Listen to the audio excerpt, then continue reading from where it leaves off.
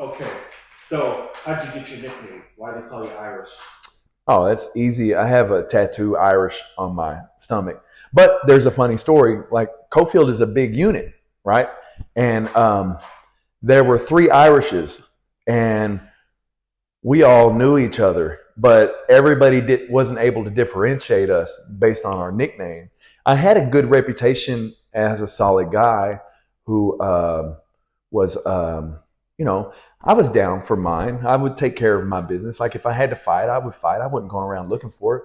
But and then there was Irish medium custody. Now I told you about medium custody and closed custody is a whole nother world, right? Yeah.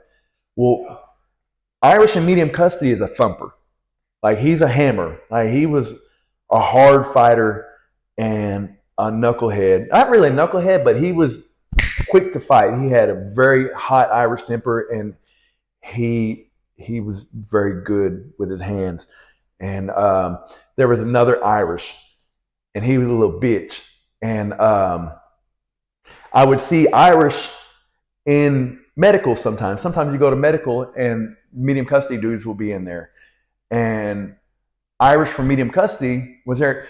Irish had to be in medium custody for 10 years based on his sentence, based on the length of his sentence. He had to be there as a protective thing for, like he won't run, you can't run. But so and I saw him, he was like, hey man, I got this kite, said that I owe somebody money. Is this you? I was like, hell no. He's like, I didn't think it was you, blah, blah. There must be another Irish. And we come to find out there's another Irish running around and he's fucking up our name. But he's like, well, we need to set it up where we can beat his ass and blah, blah, and we can punish him. And I'm like, um, no, Irish, I'm not going to do that. And you don't need to do that. We don't need to do that.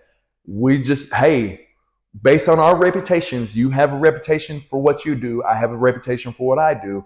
And they know who this motherfucker is. You don't know who he is because you're on the other side of the building. You're on medium custody. You're way over here. So let that go.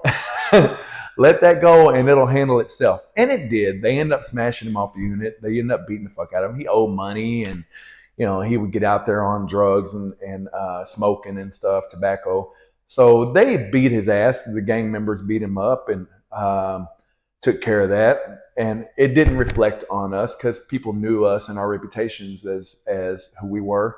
And so that's one of the stories about my nickname. But I got my nickname because you have Irish tattooed on your stomach, and a lot of the guys would say you're not white, you're Irish, so come kick it with us. and if you check your history, a lot of people felt that way throughout history that Irish was not white, but I think Irish is white. But like I said, that's how I got my nickname. And Did you get the tattoo before or no, after? I had it out here. My best friend growing up was Mexican, and he got Chicano pride on his stomach. So I got Irish pride on my stomach. You know, I don't know, a copycat, but I was like, I got Irish pride. I got the flag on my stomach. And you want to see it? Sure. So it's right there. You can hardly see it. I need to get it filled in. But that's how I went by Irish. And I developed a reputation that, hey, that a person could be proud of in there. And my name, it doesn't carry a lot of weight. Like I'm not a tough guy. I fought my battles. I stood up for myself, but I got my respect, and that I have a good name in there. I think, and I'm proud of that. I'm proud of that because I wasn't so sure I would make it in there when I first got there. But yeah, but Irish on Cofield, I hope you get out, boy, because you just keep your hands off them boys. Stop beating them boys. They don't all need it every time you feel like you need to give it. So